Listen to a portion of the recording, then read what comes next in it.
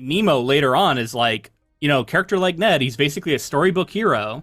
Sure. But he does he does one small act of heroism in one moment, and in the next moment he might undo it. And he's like, the good only really matters if it's like a consistent effort over time on bigger scales. And then the professor says something like, oh, you just want perfectionism. And it's like, no, actually, he's kind of making some points, like, let Nemo cook here a little bit. He's onto something. Yeah. Let Nemo cook.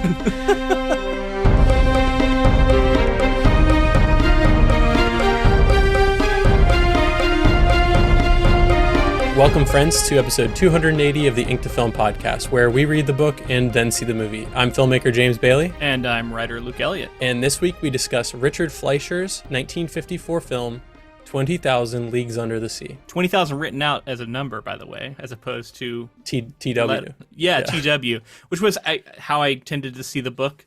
I don't know what the official one is, though, because I think I've seen the number for the book as well. Doesn't matter, but it's just weird that there's not like a consistency to that.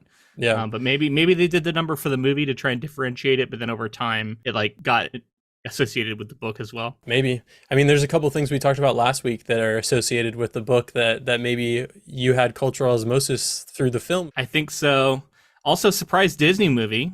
I didn't know this was a Disney movie until I turned it on and it popped up and I went, oh shit, Disney. So neither did I. I didn't do a lot of looking into this while we were reading the book last week. And I found out this is for me to have not seen this is kind of a big deal because of sort of where it stands in cinema history.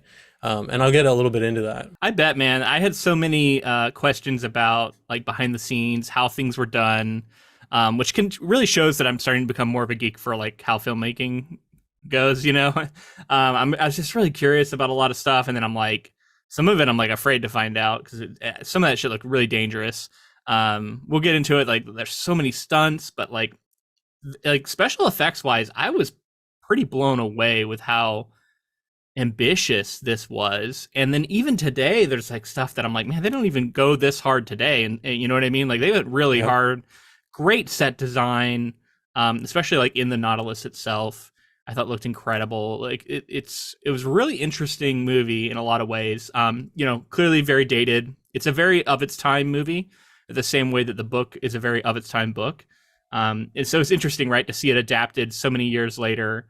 And they managed to, even though it's ostensibly a period piece, right? Because they talk about the 19th century. So it theoretically set sometime in the 1800s. But it felt very of its time to me still, like as like what it gets into the philosophical questions towards the end of the movie, felt very 1950s to me. There were definitely some relics of the time, some things that made me realize like, ooh, this maybe would have held up a little better if certain things were removed or were done differently. But it's a time capsule of that period. Yeah, I'm totally with you. There's definitely some controversial scenes that I would have had removed, but I was actually just talking about like pacing and the concerns of the time. I felt like nuclear, the threat of nuclear power, the threat of nuclear bombs, which was very present in the 50s, right? Because this would have been right after World War II. That was the undercurrent I was picking up in this film, they're talking about scientific advancement and the danger it poses to humanity.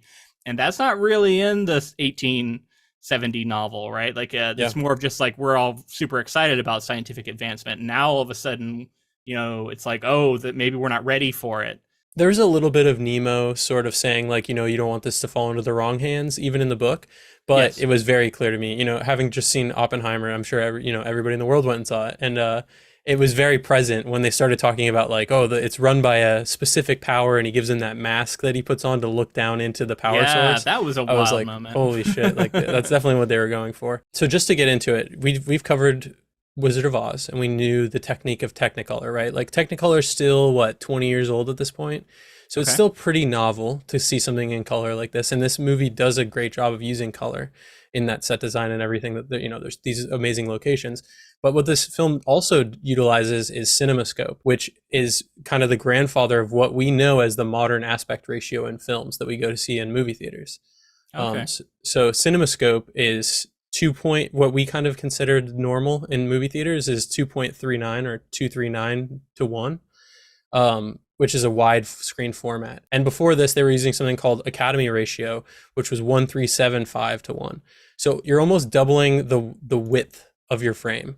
And that was in order to draw people, audiences who were watching things on television in the 50s into the theater. They're giving them a different experience. And this is specifically one of Disney's first CinemaScope, but also one of the first CinemaScope films that was released. So this is like the beginning of a trend of a larger than life screen that you can't get anywhere else. Now, obviously the silver screen and the theater was always like that because it was such a large screen. But with the advent of television and people in their homes watching these square boxes, they were like, well, let's think about how human beings view film and just see the world we see in widescreen format. We have this peripheral vision that allows us to see wider. So that encompasses a lot more of your view.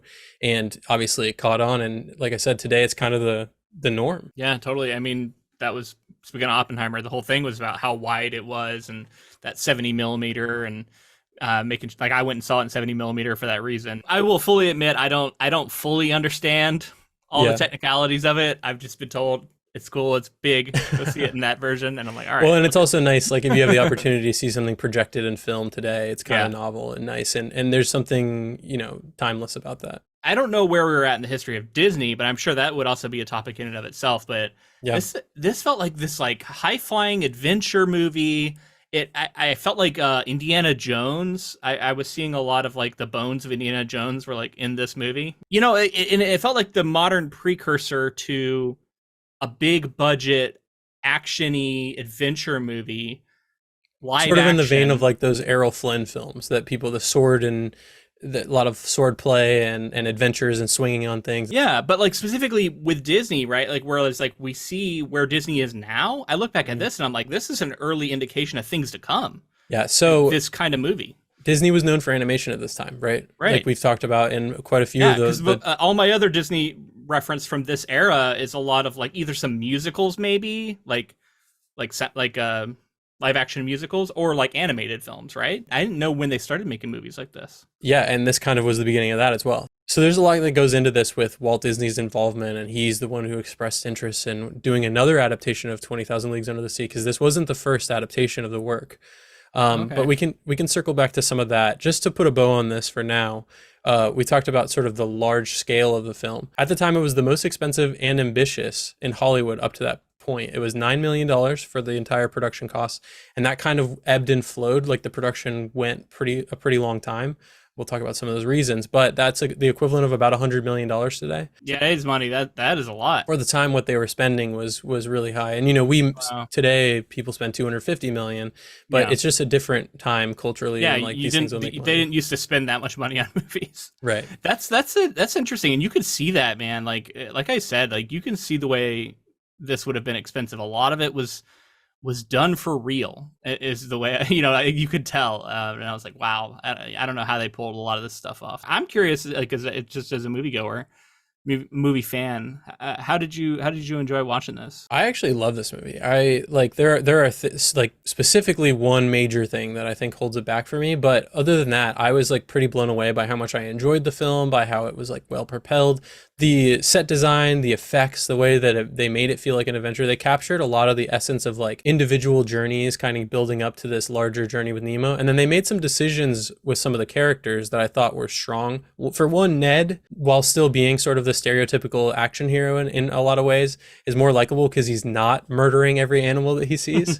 So that's like one major change for him. But he's an interesting one, man, because he's like the most sexist in the film, possibly. Yeah, I think whether or not you like Ned will affect how much you like this movie. Yeah, because he's clearly put up as like the person you're supposed to like the most. He's kind of that like a prototype of a hero character that we're going to see time and again. Sort of a fish out of water, kind of an everyman who's now thrown into this fantastical situation. He is a total like playboy, supposedly. He's supposed to be charming and charismatic. And if that charm and charisma works on you, I think it's going to land really well. For me, like it kind of missed. I don't know. I didn't hate him, but like, this kind of guy is just never someone I really liked. And he didn't show me enough else to make me like him. It was an interesting performance. And by the way, Kirk Douglas Yeah. which I had to look it up because I was like, is that? And sure enough, Michael Douglas's father. Yeah. I'm surprised you had to look that up. That's yeah. I was like, is this? And I had to look it up, and I was like, and then you see it, and you're like, yeah, they look very similar. And he's doing like this like Popeye routine, basically. Pretty Like much, yeah. Man of action. It's catering to, in my opinion, it's catering to the like post-war sort of back from the front lines, and totally. and then like the very 50s sexist look at the world of like, you know, the way they talk about women. And the idea at the time was that I'm just going to constantly talk about all the women I've slept with and want to sleep with, and really objectify them. But if I do it with like a smile and a wink and a nudge, and it's a bunch of guys like in the scene and we all laugh about it, it's charming. It's supposed to be. I think at the time it was. I'm less convinced today it is. So for me, like, but that's not all. Like, he's just also kind of too much. Yeah, but like you said, he's a caricature, like to where he's almost like overacting. I didn't really believe him as like a person. I'm like, this guy is like an idea, almost like an American ideal of a man, which is also kind of gross to think about, but like it did feel like this is what America wants to be. I can look at this movie too, and we talk about this all the time, where we have to look at it like historians almost and say like, this is, I can understand this catering to a large demographic of people in the 50s, including women that were, you know, because society was weird then, and totally, this is like the man that maybe some of the women were looking for in the audience. And as fucked up as that is, and patriarchal and all the other things that we know that it's like wrong now, but I know that Kirk Douglas also had involvement in his character in some of the scenes, and he wanted, at this time, he was kind of in his prime. He wanted to be seen as like the it man. He wanted to make sure that like he didn't come off. So I think maybe between that and Disney's involvement is probably where Ned stops killing as many animals, possibly. but then adding in sort of like the ladies' man, everybody wants to be him, everybody wants to be with him kind of thing. Was probably some Kirk Douglas. And again, this is a prototype of a character that we've continued to see. It evolves over time, but like, we see this character time and again. And Kirk Douglas also known for some legendary movies in you know, film history. He was Spartacus. He was also in Paths of Glory, which is a Kubrick film that at some point we could possibly cover. Oh, wow. And I know he's like, you know, multi-time Academy Award winner and nominated figure. And he was the last remaining member of this cast. He passed away in 2020 at the age of 103. Wow. Yeah. Well, I mean, good for him. That's making it over 100. Wow. Yeah. Hard for men to do in particular. Good for him. I mean, I also recognize, I think it's Peter Lorre is how you say the name. He looked very familiar, and then I just like glanced at some of his stuff, and I'm like, oh, he was a Bond villain at one point, and like he was in the Maltese Falcon. One of the most famous film noir, kind of set off film noir as a genre too, especially over here in the States. Which, by the way, I like a lot of the changes they made with Kinsey. We'll get into, but like I thought he was a lot fundamentally more interesting in this version. And then to talk about Peter Lorre and not talk about M, which is Fritz Lang's like Weimar era German film that has, it's super haunting. I mean, like you see him, he's like the ultimate. You villain sound like such a era. Film nerd right now. I'm sure, but he's the ultimate villain from this era. And he even went on to say about this movie, he said that the squid got cast in the role that he normally is. Because he is like known as a villain of this era, and that character that he plays in M is kind of like this like serial killer that's abducting little girls and stuff, and like this certain music plays, and it's like the stuff of legend. He's got kind of I can see why he'd be typecast as a villain. He's got kind of a creepy look to him, so yeah, you know, I can see that. Yeah, man. So just in general, like I had an okay time watching it. I was taken with a lot of the special effects they were able to pull off.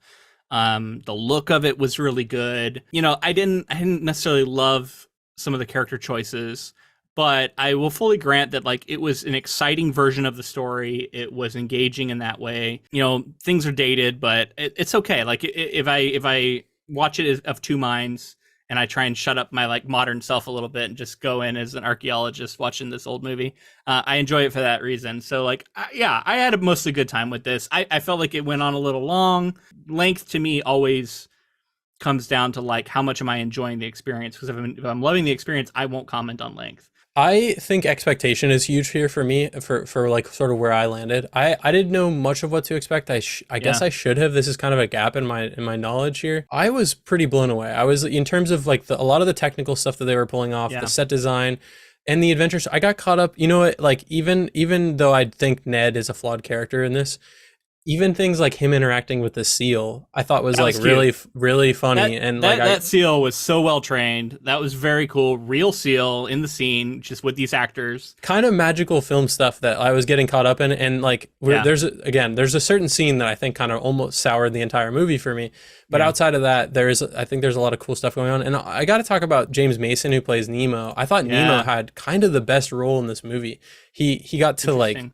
he got a lot of range as a character. He got to show a lot. I feel like it was a kind of character we hadn't seen a lot up to this point. Of like, he's kind of the villain of the movie, Mhm. yet he's also kind of the protagonist of the movie. He ends up dying at the end, and he like, yeah, he's gone through this whole journey where we're like, oh, maybe he was too ambitious or something, but like you are kind of feel bad for him in the end, I think, and you're supposed to kind of identify with his genius in some way and recognize it at least. It's kind of, he has like a turning point where I think he goes from interesting villain to kind of more sympathetic, and yeah, that plays through. And then the change, I think it's an interesting change because, you know, I guess Jules Verne probably knew he was going to reuse this character and wasn't done here, but like to make the choices that happen in this film. Yeah, to make the choices that actually happen in this film, make it feel like a more well-rounded story, to where I was like, there's definitely a finite end and a morality, like more of a morality to it, and more cohesive, I would say, because in the book it did like feel segmented, like we talked about last week. Yeah,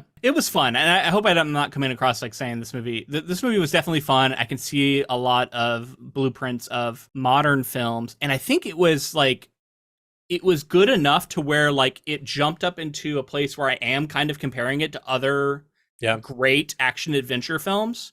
I'm not like putting it in its own category. I'm kind of comparing it to like Indiana Jones and shit like that because it's of that quality.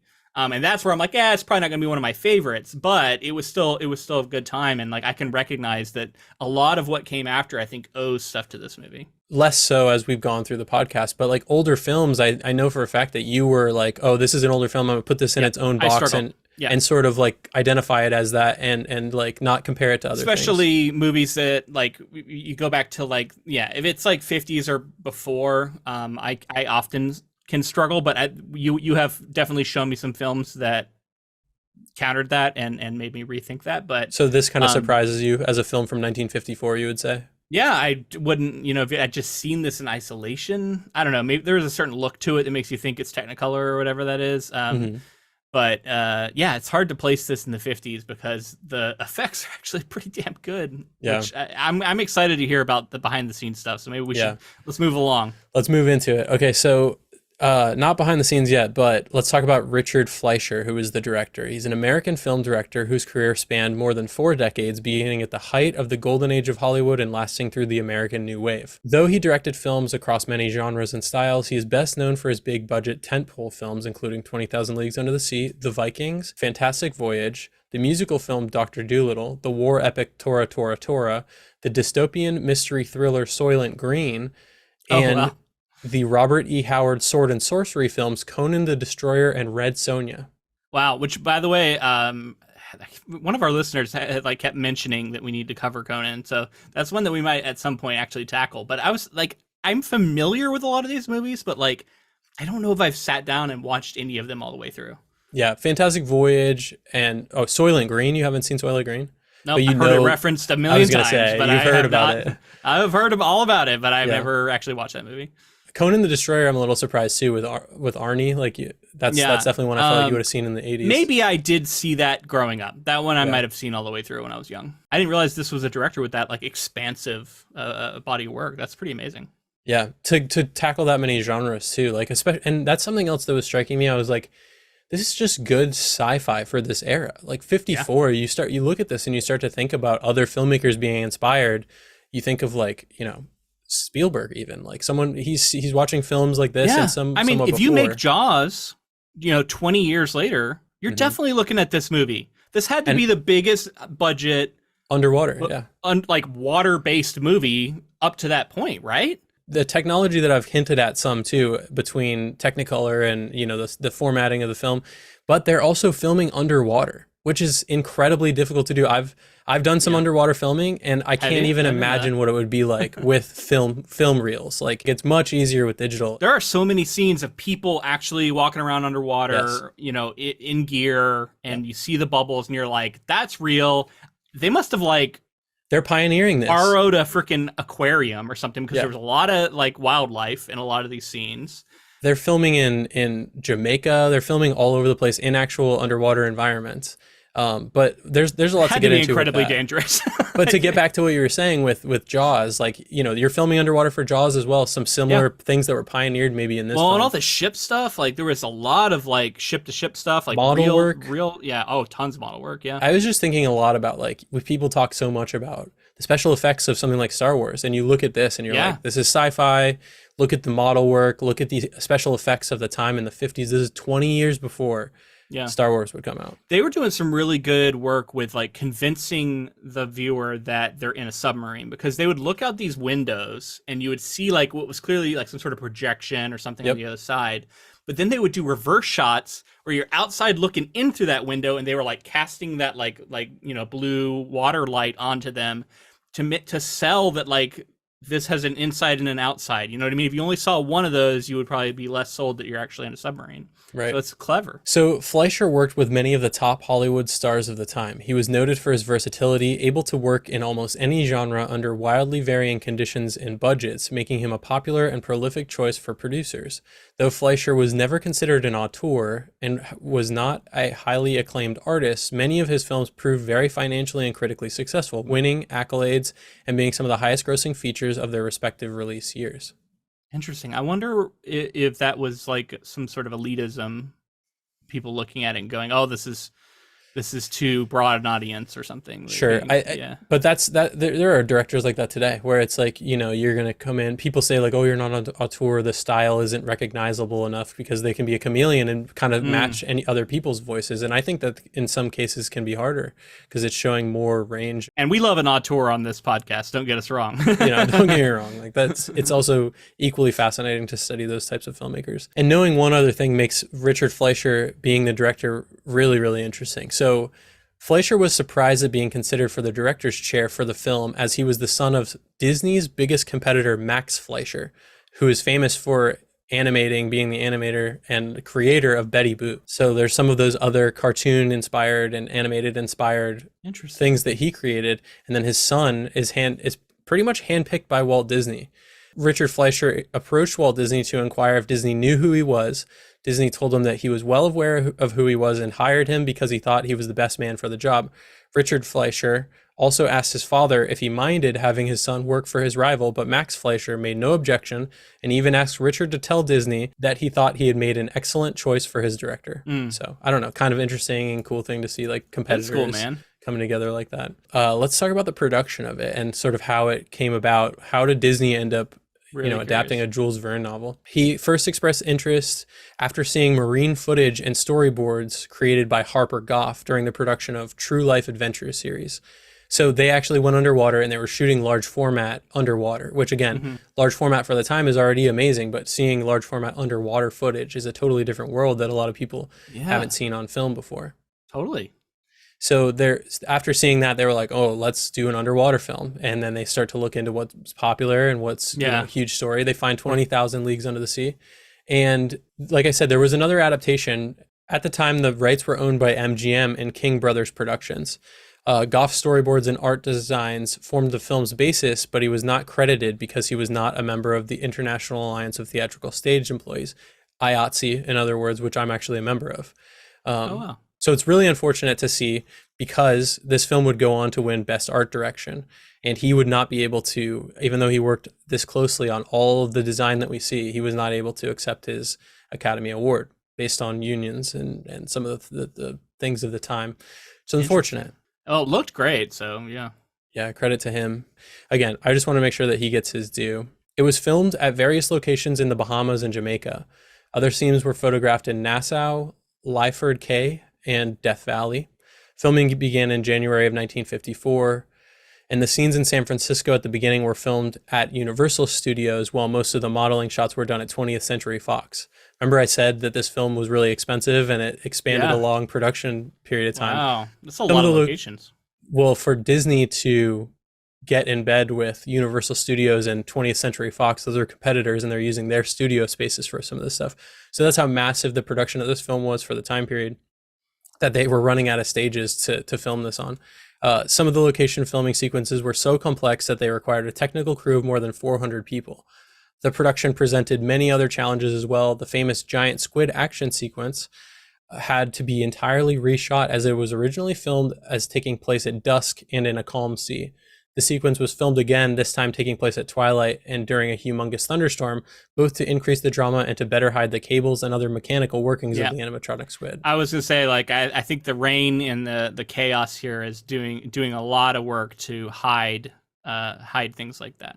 The cables and all kinds of stuff. That totally makes sense. And supposedly that was Disney's idea to change it to nighttime, by the way. And you never know what's legend at this point and what's myth and real, but supposedly that was his idea to change it to night. But there's another story that says it was possibly the screenwriter Earl Fenton who came up with the idea. Regardless, one way or another, it was reshot and it looked great at night, and they were able to hide a lot of that. Another thing I read with the model work and some of the mechanical stuff that they were using is when the ship crashes into the reef at one point, there's like bubbles coming up, and some of those bubbles were actually hand animated, like using animation to cover up cabling that was in there. So some of the time they're kind of using the animation department that they have at Disney as well in live action in subtle ways it's almost like early CG to cover things up. Yeah, that's clever, man. Yeah. So moving into the plot itself, in 1868, rumors spread of a sea monster attacking ships in the Pacific Ocean. Professor Arnox and his assistant Conseil are asked to investigate and soon board a U.S. Navy frigate, Conseil. They are joined by cocky master harpoon Ned Land. After months of patrolling, the monster is spotted. The frigate's gun crew open fire, but the monster turns and rams the warship. Ned, Conseil, and Aronnax are thrown overboard while the disabled frigate drifts away, unable to respond to their cries for help. While clinging to the wreckage, Aronnax and Conseil come upon a metal vessel and realize the monster is a man-made submerging boat that appears deserted. Below decks, Aronnax finds a large viewport and witnesses an underwater funeral, while Ned Land arrives on an overturned longboat. Spotted by the divers, they attempt to leave in the righted longboat but are captured. The vessel's captain introduces himself as Captain Nemo, master of the Nautilus. He returns Ned and Conseil to the deck while offering Aronnax, whose name he recognizes, the chance to stay after Aronnax proves willing to die with his companions. As the ship submerges, Nemo allows Ned and Conseil to remain aboard. So this movie starts with a book opening. It's like 20,000 Leagues Under the Sea. It opens up chapter 1, and you literally like read the opening chapter of the real book. Yeah. And I was laughing because I was like, we don't see that much in the adaptations we cover. It'd be funny if they started doing that in different adaptations, just open up the book. Let's read the first chapter together. All right, here we go. Well, and it's very storybook, like fairy tale kind of Disney stuff, right? Like we have seen that in their animated stuff. I think. Well, and I guess Jules Vernes at the time was already a bit of a legend, right? Exactly. Like he was a big name, and this was a story a lot of people probably grew up reading. So there's established IP there that they're leaning on. It was interesting, right? And then you get into it, we get all our characters introduced. We see Professor Aronnax, who he's kind of a fuddy-duddy throughout. Like, I don't know, like I didn't really know what to make of him. He engages with Nemo on an intellectual level, I guess, which is what he does in the book. I did like that the sort of manservant that, Conseil was instead changed into an apprentice who's like ostensibly learning from him. He was still very subservient to him, but it seemed like a little bit more, there was a little bit of conflict throughout with them, a bit as Conseil is like drawn to Ned Land and his, magnetism, I guess. And then speaking of Ned Land, he shows up, a woman in either arm. She's larger than life from the jump. Police are like chasing him at one point. He gets thrown in the mud and he runs back over to the women and grabs them again. And they're all like, "Ooh," He's just like, this guy, man. And then, he's a harpooner by trade. And you're like, what? I don't know. It's interesting. And then he's on the ship with them, right? And he's the only one who's wearing this like striped shirt. takes his shirt off a lot in this movie. Yeah. So you could tell that he was kind of a sex symbol of the time. And then we get the musical sequence that I did not see coming, where he gets the guitar out and he just has a whole breakdown on the deck where he's singing about all these different women and comparing them to like fish and stuff. Wiggling his butt at the sailors. Yeah, this is one of those moments where I'm sure that people of the time found this song funny. Yeah, and he charming, I guess, if you're a guy, wish fulfillment kind of thing. It's this certain kind of like shanty song that you would hear, I guess. Sure. Yeah, a little more sexist than the ones that I've heard, but yeah, I'm sure there was. I mean, there were ones like this. I'm sure. Yeah. This is one of those times where I was surprised that it broke into song. I was like, okay, Disney movie, I guess we need a musical number. Yeah, I was surprised too. You wouldn't be surprised to hear that this, sold a bunch of records and people loved the song for the time period and became kind of iconic for the movie. It was kind of catchy, It became his recurring song too. Like he plays it some more later. I think there were some musical cues that followed a similar tone, so it kind of became his theme song. Right. And then we get the whole sequence where we first see the Nautilus, and like, I mean, I guess we saw a glimpse of it earlier, and like those big green eyes in the water.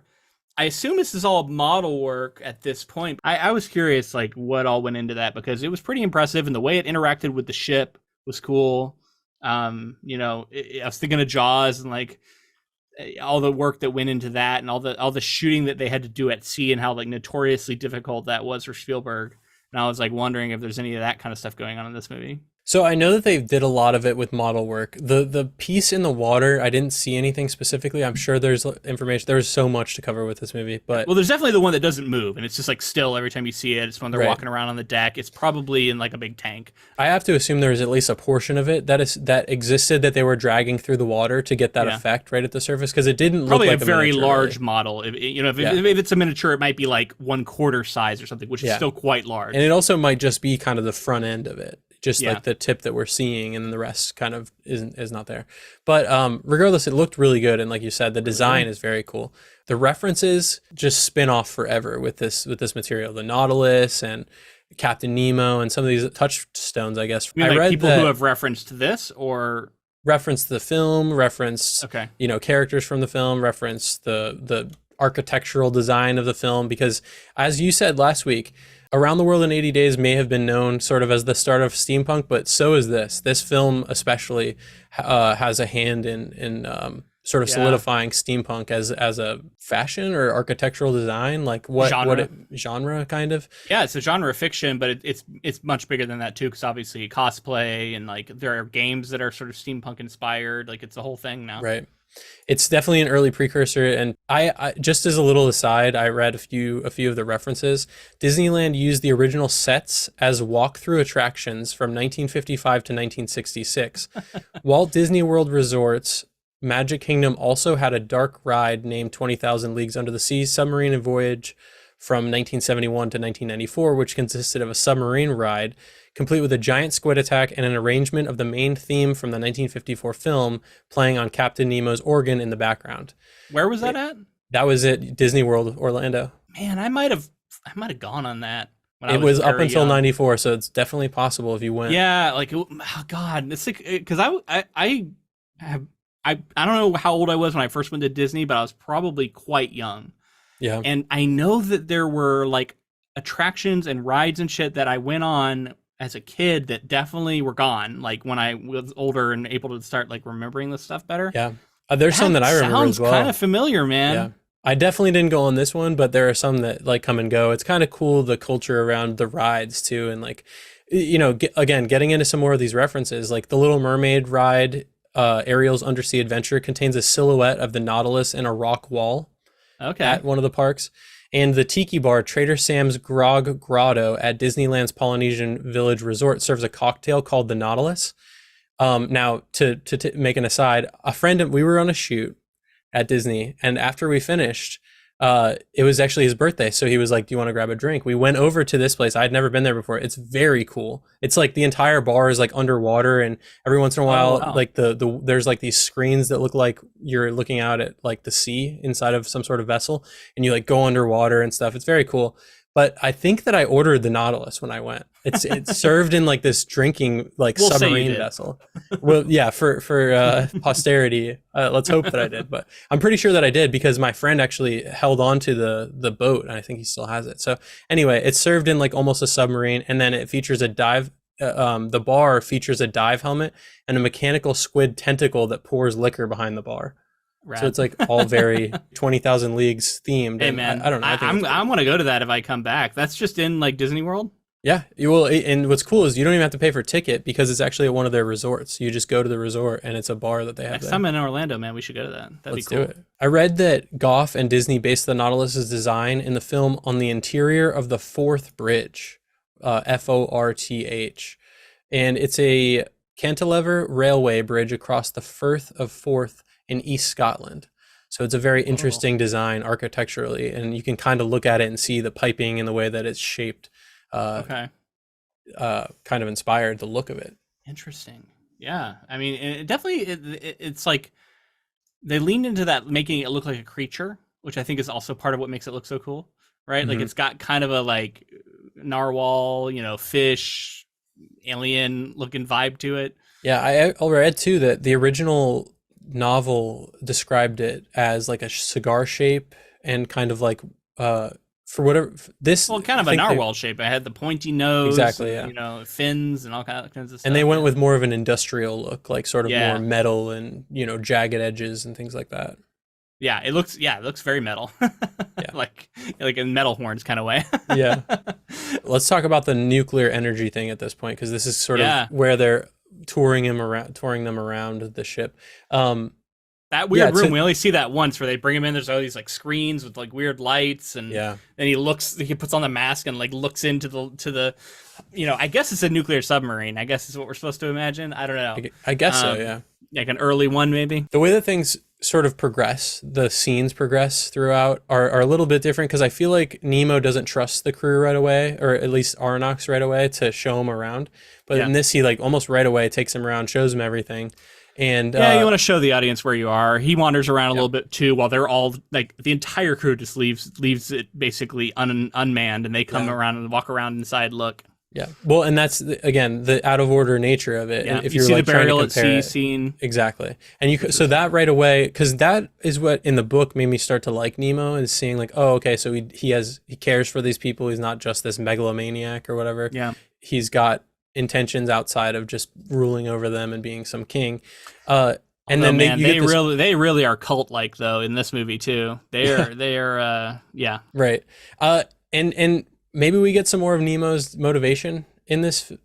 I think slightly more. I mean it's still mysterious as to who he's referring to, but like his family was like tortured and killed, and he definitely there's that whole sequence where they see the people on the island, which is probably in the next part of summary here, so maybe we should read that.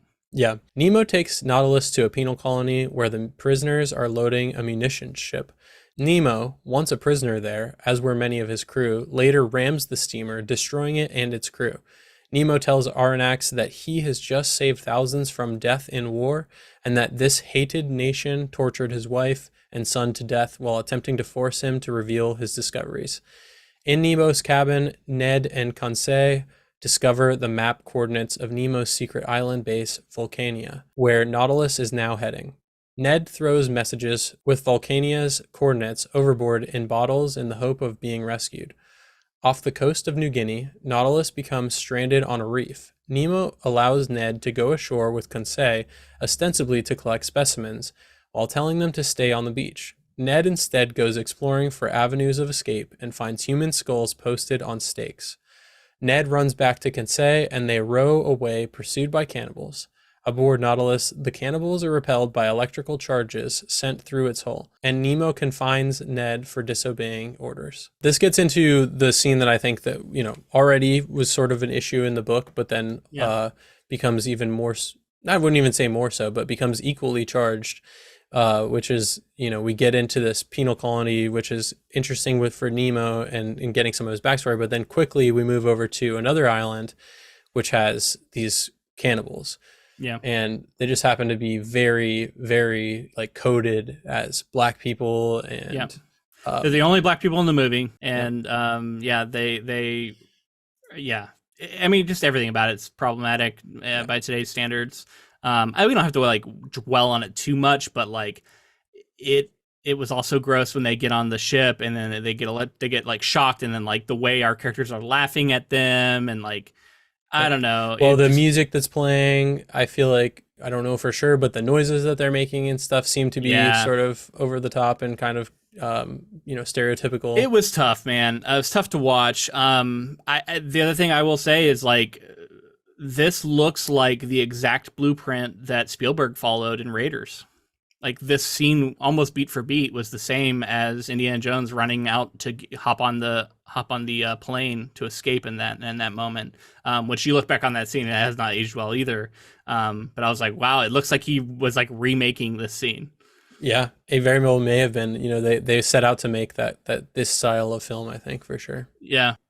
Yeah, I mean, it's tough, but like, it's also like, it's of the time, I guess. I don't know. It's like, you don't want to forgive it, but you also want to put it in context. So. You got to address it and sort of say, it's where they were, and, we don't stand by it nowadays. But let's talk about more of this Nemo backstory. So they tortured him for information about his discoveries, and that's why they killed his son and his wife, which gives you, I think that gives you a lot more motivation for Nemo.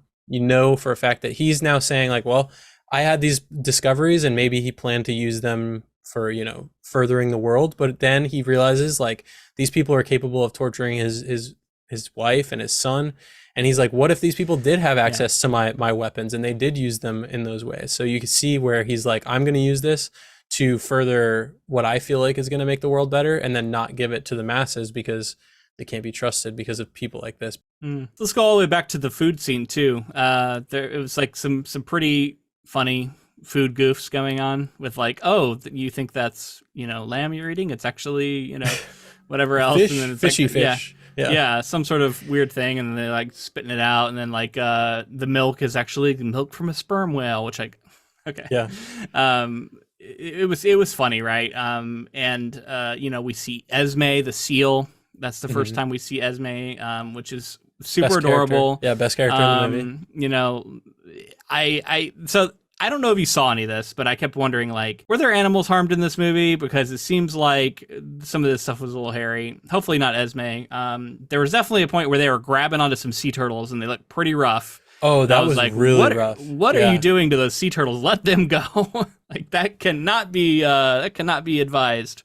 No, I was really hoping that they were fake, honestly, but they looked very real. They looked very real. So that was definitely didn't seem very cool to me. That was pretty fucked up. Yeah, that's where I was like, were they in an aquarium or something? Like, I don't know how they had access to all these animals. For that whole sequence, they had like fish and these nets. I think it's and, safe to say there was probably some shots that were from an aquarium or some sort of large pool or something. Yeah. Yeah, I'm like trying to figure out how they did it. It was pretty incredible. The sharks, they would often have real sharks, but then every now and then they'd swap it out for a fake shark for the like when it was actually attacking, and that was kind of fun because that reminded me a little bit of Jaws.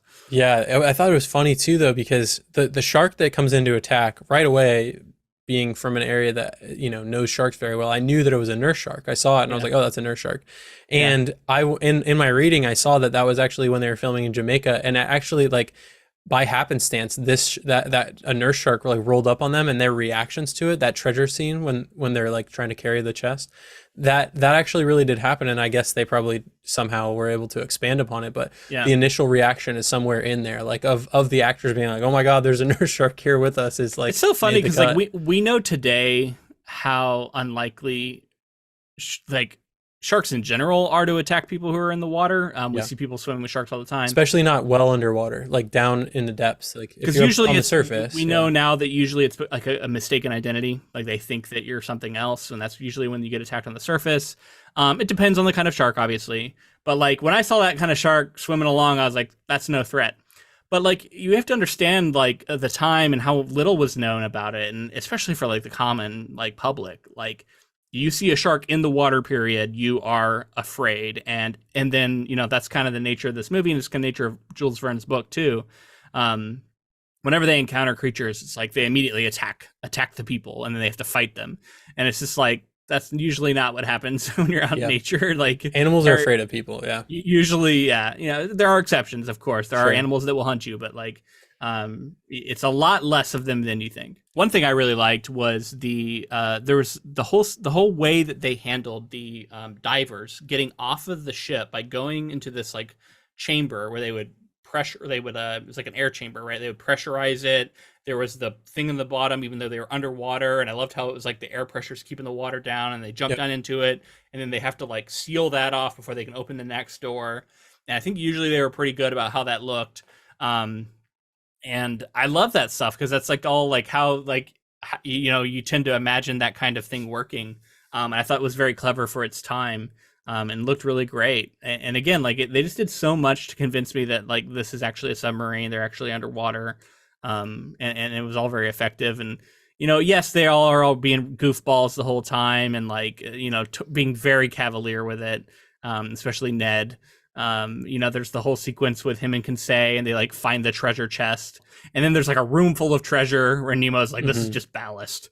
Ned seems like the like American ideal a little bit, right? Like he's this over the top, charismatic ladies man, very into having money, right? Like he's very obsessed with it. But he also like I thought there was some like fun little criticisms of that too, because the whole discussion about him becomes his heroism is small and he does little small acts, but like his overall effect on society is not necessarily a good one, and Nemo points that out later. And I think that's a fairly interesting conversation to have, and can even be looked at as kind of a criticism of some culture there, particularly American culture. I don't even know that it was self-aware enough to be a criticism of it, but I think because I think it was catering to the people of the time. I think that it was broadly appealing, and people were like, "That's no." But I mean, like how... Nemo specifically criticizes it. Oh later. yeah, yeah. I thought you were saying Ned as a commentary on. No. I'm saying Nemo later on is like, you know, character like Ned. He's basically a storybook hero. Sure. But he does he does one small act of heroism in one moment, and in the next moment he might undo it. And he's like, the good only really matters if it's like a consistent effort over time on bigger scales. And then the professor says something like, "Oh, you just want perfectionism." And it's like, no, actually, he's kind of making some points, you know, like let Nemo cook here a little bit. He's onto something. Yeah. Let Nemo cook. Because I felt like the professor really didn't add a ton to this story, whereas I felt like in the book he was much more centered. I did like the way that they were having like philosophical back and forth, you know, thinking about what, especially when you consider that Nemo's the one who's got his finger on the button per se of like nuclear energy or nuclear weaponry and things like that. And like his thinking in that responsible way. And again, this comes back to maybe some Oppenheimer stuff with, you know, thinking about like what you are unleashing on the world, like what you potentially are starting. Yeah, it's kind of unknown. Like it's very vague what exactly his like little island and his like volcano base. What is the technologies he's referring to there? We get the sense that they're just very advanced. Whether I mean whether he has actual nuclear energy, that's the metaphor. That's the metaphor. I agree. So he, like in that way, like Nemo, thinking of Nemo not wanting to unleash this on the world, having the foresight to think like what good can come of it and what bad can come of it. Yeah. And then obviously like even with the end of the film, like how his last words and what the professor says at the end with like saying, you know, maybe it's best that my journal didn't make it out anyway. One more thing I wanted to mention before we move on is in the book, I talked about how it seemed really cool that Nemo had this organ that he was playing underwater, and I was like, oh, the image of that is so cool, you know. And this movie delivers on that. I thought it was rad. Like he's rocking out on the organ. You know, he's got one really cool song he plays first, but then like later when he's about to sink that ship, I think he like transitions into a very ominous song, like famously so. All the characters are like reacting to it too, like based on his mood he'll be playing the organ differently, and then the characters are like hearing it and they're like, oh shit, he's like in a bad spot, you know, mentally, you can tell. Also, speaking of musical instruments, Ned creates this like tortoiseshell guitar complete with like seashell tuning pegs. Hell yeah. And he's able to tune it and play it as a guitar. He just whipped that up in his room. Pretty wild. And he goes to steal some stuff, puts it in there. hit somebody with it later. Like he's Plays just so it- over the top the whole dang time, man. He's Plays it- Popeye. I swear, he's Popeye like, somehow got into this movie. I can see it. Yeah, he plays it alongside Esmeralda as well. Like he play when they're in their room. That was really adorable, man. Like when he's doing the foot clapping, and then Esme's doing it too. Yep. Man, you could tell there was a whole moment where they're like sneaking around. And they sneak into Nemo's quarters, and they're trying to, I forget what they were trying to do. They're like they're trying to figure out where Volcania is or whatever. Yeah. And Esme comes in and starts barking at him basically, and they start feeding Esme, cigars, but it's definitely like little anchovies or something. But they're acting like they're just feeding this thing cigars. Cast members carried herring in their pockets to reward Esmeralda the sea lion after their scenes with her. Director Richard Fleischer was especially amused when the distinguished James Mason had to reach into his pocket after a shot. Fleischer said the cast smelled like the Fulton fish market. I bet, man. Yeah.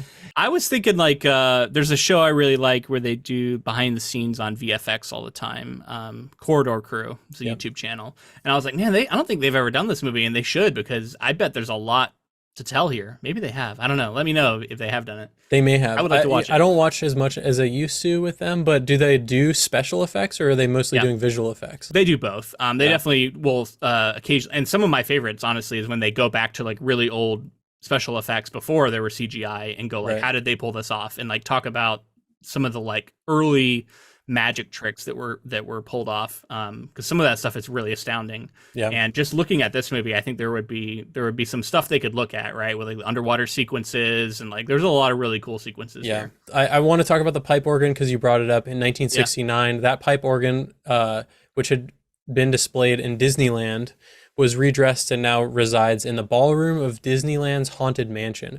A duplicate was constructed for the ballroom of Walt Disney World's Magic Kingdom Haunted Mansion, which opened in 1971, and over a decade later, another duplicate was built for Tokyo Disneyland. So you can go to Disney, and really, it sounds like either of the parks in America, and see the organ, or at least a reproduction of it. Wow, man, that's so cool. Yeah. And just another thing that I was thinking of when you were talking about filming underwater, another important aspect of filming that they were doing with CinemaScope is using anamorphic lenses, which basically compresses the image so that it can fit onto a film strip that then can be shot through in projection, can be shot through and projected and molded back into the widescreen effect with a lens on the projector. So thinking of the fact that like you're underwater, you have to have an underwater rig for the camera. Then you have to have an anamorphic lens, which is, a very specific specialty lens, which at the time there was only one set in existence, and Disney they were using the only set that existed of anamorphic lenses from what I could find. So you're underwater with all that giant gear, and there's film actively going through the camera, and you can't load the film underwater. You got to go to the surface, load the film, go back underwater, start the record. It's just unbelievably difficult, and I just take for granted, I guess, how difficult some of the stuff that we do today used to be. Yeah, I mean, because you're pioneering it, right? It's like it had barely been done at all. Yeah, I'm sure. So you're like trying to figure out ways to do things that hadn't been done before. That's always cool. Film is this really fascinating blend of science and art, because of like the scientific and the technical side of capturing this kind of stuff.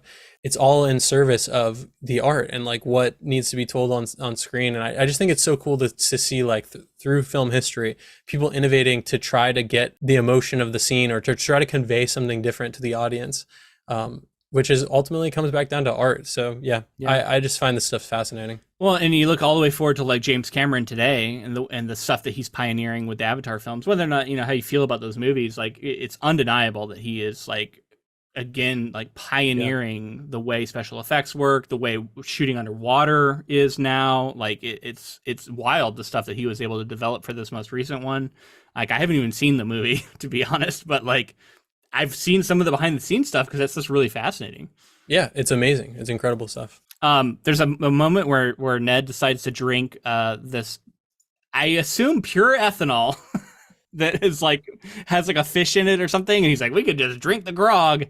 Not a good idea. Those at home, don't drink pure fucking 100% ethanol. You'll burn your esophagus out. It's not the same as drinking just a really strong alcoholic beverage. So this last bit of summary here. A warship fires upon Nautilus, which descends into the depths, attracting a giant squid. After an electric charge fails to repel the creature, Nemo and his men surface during a storm to dislodge it. Nemo is caught by one of the long tentacles, and Ned, having escaped from captivity, fatally harpoons the squid and saves Nemo when he is pulled into the sea. Having had a change of heart, Nemo wants to make amends with the world. As Nautilus nears Vulcania, Nemo finds the island surrounded by warships, with Marines having disembarked.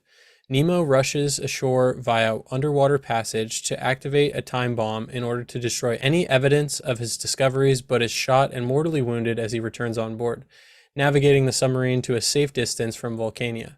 Nemo announces that he will be taking the Nautilus down for the last time. His crew declare that they will accompany their captain in death. Aronnax, Conseil, and Ned are confined to their cabins, while Nautilus's crew retreat to their own at Nemo's instructions. Nemo escapes and surfaces the submarine, striking a reef in the process, causing Nautilus to flood. Nemo dies while viewing his beloved undersea domain through the hull's viewport. Aronnax tries retrieving his journal, but the urgency of their escape obliges Ned to knock him unconscious and carry him out. Aboard Nautilus's skiff, the three companions, along with Esmeralda, Nemo's pet sea lion, witness Vulcania explode. As Nautilus sinks, Nemo's last words to Aronnax echo, "There is hope for the future, and when the world is ready for a new and better life, all this will someday come to pass in God's good time." I'll back up to where they get struck and they start sinking. I thought that was an interesting sequence. Some really cool stunts being done. Some of those sets being flooded with water. I just know from watching behind the scenes stuff with like the Titanic, how dangerous some of that stuff is. A lot of wet scenes, I'm sure, that were kind of hell to shoot. We see the engine having to be like repaired on the fly. There's a lot of cool stuff like that where I was like, I was impressed with the way they were able to pull it off, but also with like Nemo as a character and how hands-on he was, and he's such an interesting character, right? Like overall I like him, I think, even though there are elements to his personality that definitely are not super likable, and he seems to have a death cult that followed him onto That's this actually submarine. very true. Yeah. He definitely maybe he didn't ask them to, but it was implied that they needed to because they knew some secrets. Yeah. I think he questions the status quo, which is something I like about him. Like I like the kinds of questions he's bringing up in this time period. So that makes him likable to me. I definitely think that he's maybe let a little bit of the power go to his head. It's very clear. He's kind of the mad scientist archetype that we talked about, like back with Frankenstein and stuff like that. Like that is cropped up time and time again, which is cool. Like that's an interesting character type, and especially if you're going to do something different with it, which I think they do here. In the sense that, like, again, this was a time where I think people were going, "Holy shit! Look at what science has unleashed into the world." And all of a sudden, the threat of nuclear war was real, and people were starting to. I'm sure it took some time to like actually settle into people's like minds, like what they had done with the atomic bomb. So I think that was very present, right? And I think that's kind of the subtext to a lot of this conversation about scientific advancement and how, like, I think one day we'll be ready for it, but not yet, and we need to be patient. I think there's some good messaging there. I think there is a little bit of just like hesitancy, people wanting to say that, hey, let's pump the brakes a little bit on some of this stuff. And I can get that is understandable, I think. So I also wanted to talk about our squid here because we mentioned this in the book. It was a cuttlefish, and I was like, I always thought it was a squid. Well, I think that's from this movie where it is a giant squid. And just to get a little bit nerdy about cephalopods, you know, some of the most like famous ones would be like octopus, squid, and cuttlefish, and they're all like similar but, you know, different in some ways. Squid and cuttlefish are, I think, more similar. You know, I think they both have 10 arms. The squid in particular have 2 that are longer, not tentacles, by the way. Something I had to learn in writing my undersea book that I'm working on. Those are arms. Tentacles are a very specific kind of thing, and like octopus have 0 tentacles. They have 8 arms. So it's a little surprising because I feel like it's a commonly misused term to apply to certain things. Sure. What has tentacles then? The main difference that I'm seeing is that arms have suction cups along the entire length. Tentacles tend to only have suction cups on the ends. Wow. So that's one major difference, I guess. It's interesting because like there is a lot of interchangeability you'll see, especially in the way people use the terms. Um, anyway, cuttlefish versus squid. Also, there's a lot of similarities there. For one, cuttlefish have like a longer like head and sort of body, and they tend to have a little bit shorter tentacles or arms that just kind of come out the front. They use a lot of propulsion underwater with like air jets. They're also known more for their ability to change color and texture, which is a very cool thing that they can do to make themselves camouflage. Some squid can also do this though, so there's a lot of like carryover there too. But I just thought it was interesting, right, just to switch it from the cuttlefish to the squid. I do think giant squid are a real thing. Probably not this big, but there is some actual giant squid that have been, seen underwater. So maybe they were touching on it for that reason, whereas I don't think there are giant cuttlefish that are nearly this big. So maybe it's a little more realistic to have it be a squid, I guess. And this is the scene that people remember too, right? Like Totally. this is the thing that through cultural osmosis you remembered possibly being a massive part of the book. And like this is what I think of when I think of 20,000 Leagues Under the Sea now. And what really well executed scene, a lot of tense moments there, and the idea to do it at night during a storm makes it way more tense.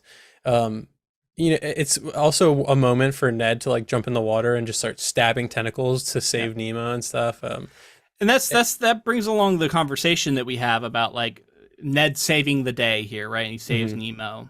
And Nemo's like, that doesn't really matter. It's just like one small act. But of course, like it kind of does, right? He saved Nemo, who, if Nemo's going to go on to continue to do good and the way he takes it, he needs to have been saved.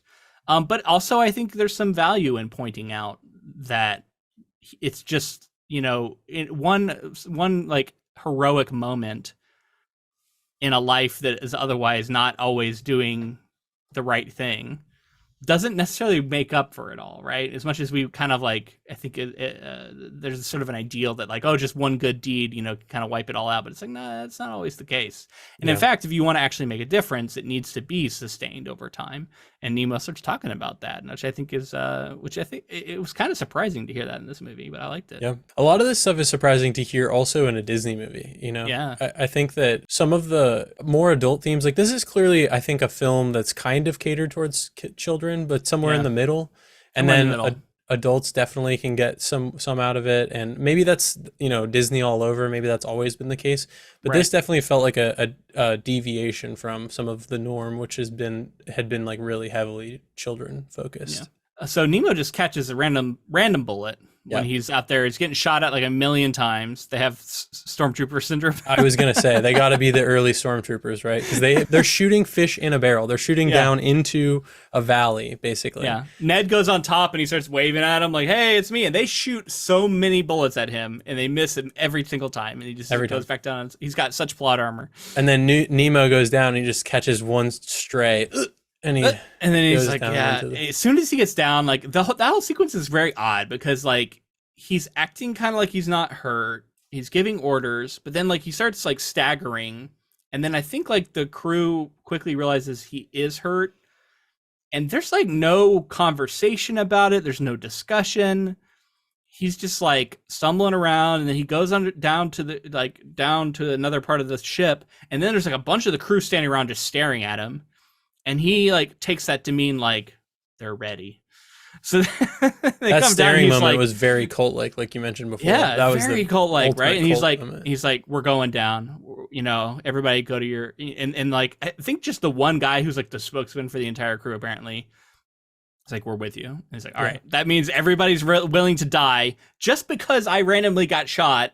I have no doctor, so I don't even know what it hit and what it didn't. He just got shot, and he's like, well, I'm dying. And yeah, if you don't do anything about it, I guess you're going to die. That's fair. Yeah. And so he's just like, I'm gone. And if I'm going down, so is the Nautilus and every single person on the ship. We're all dying together. Yeah. And drowning, that's where like, by the way. Yeah. Maybe not the best here, Nemo. this is the taking it way too far moment, right? Yeah. It's also like a horrible death that he's inflicting on all of these people. Yeah. And Fucking then terrifying. including Esmeralda or whatever the seal's name is. Yeah. So you're just going to let Esmeralda. Yeah. You could just release that character into the wild and things will be nice. I guess the subtext there is maybe there was an agreement for these cult-like crew members that if they're going to be a part of his crew, then they never get to share what they see here. Yeah, they will take it to the grave with them, essentially. Which that's pretty dark. Totally. Very, very weird, man. Such a weird thing. And these are all people supposedly that were also sort of prisoners like he was. Yeah. I heard that in the summary you read, but I don't know. Maybe that was said in the movie. Yeah. I was unclear where the crew came from and why they were so devoted to him. So there's actually, interestingly, going to be a Disney Plus show releasing sometime this year, supposedly called Nautilus. Oh, interesting. Okay. This has gone through a lot of iterations, but they've been trying to do a new remake or prequel or readaptation in some way since 2009. Originally, it was announced that Joseph McGinty Nicol was going to direct, and then that kind of fell through. I think he was the person who worked on Terminator Salvation with Sam Worthington. That fell through. Then, what I really want to talk about is David Fincher announced plans to direct in 2010 after wrapping up The Girl with the Dragon Tattoo.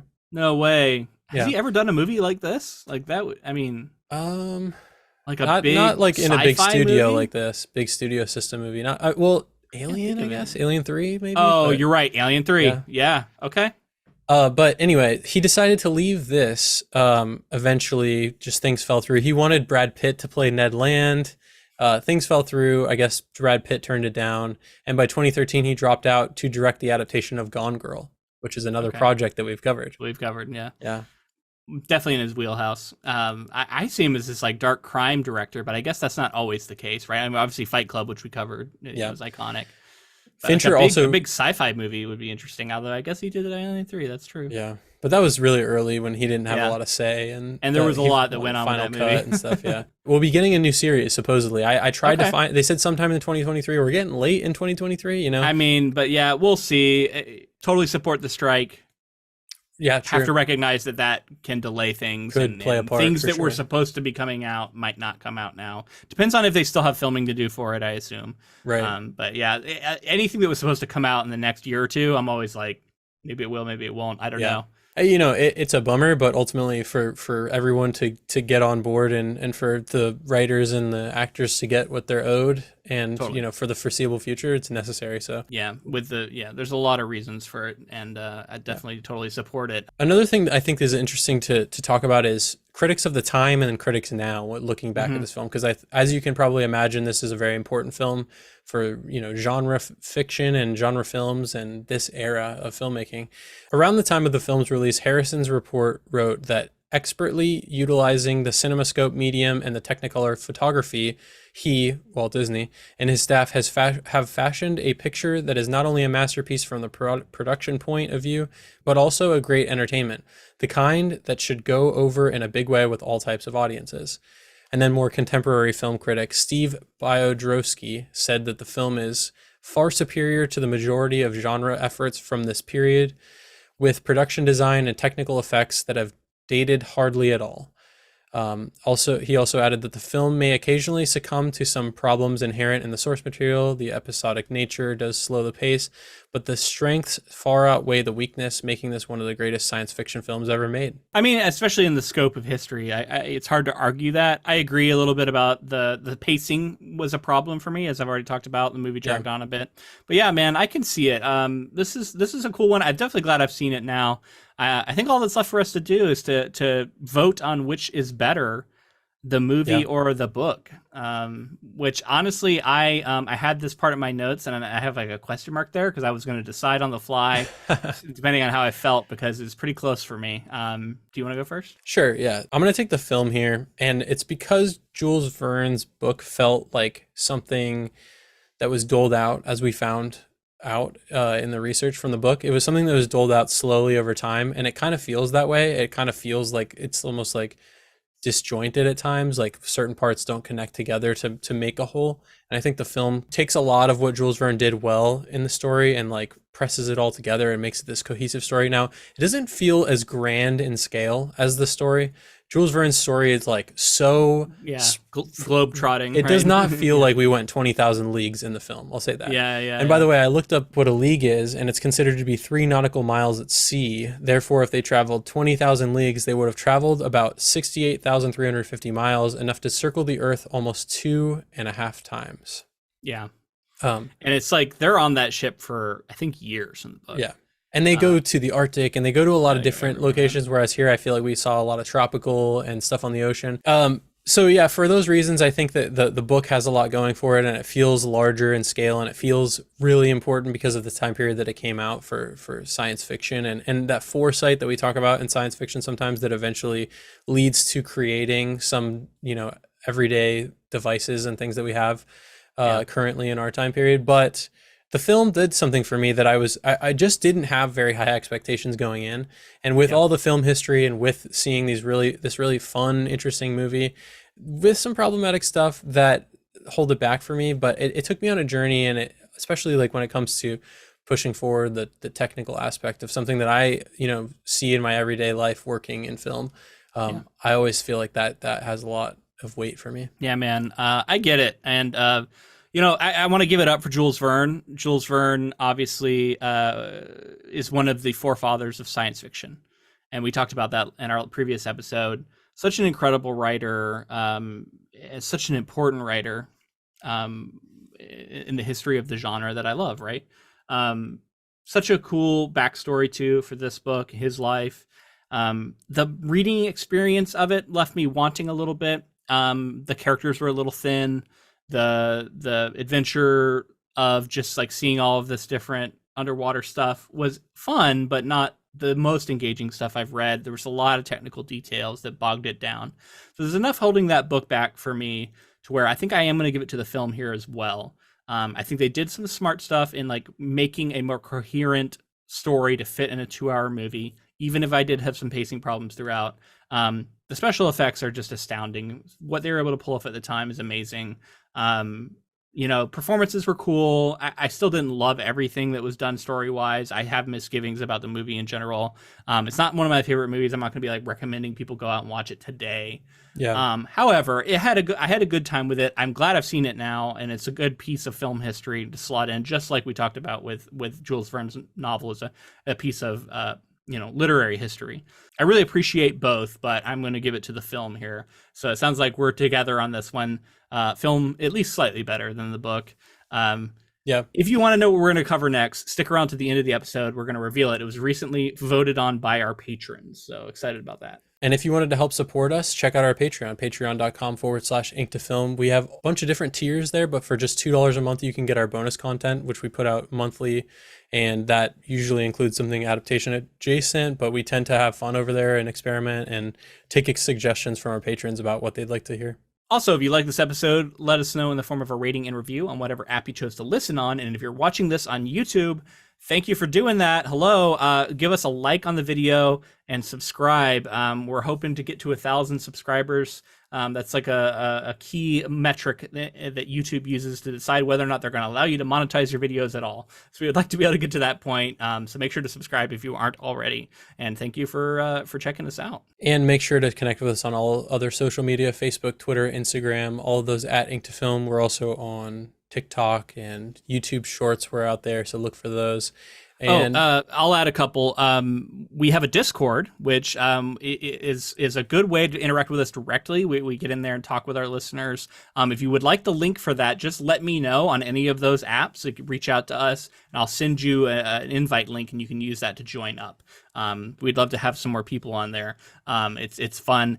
The other thing is, if anybody's on Blue Sky, which is another competitor that is propped up for now that Twitter has become X.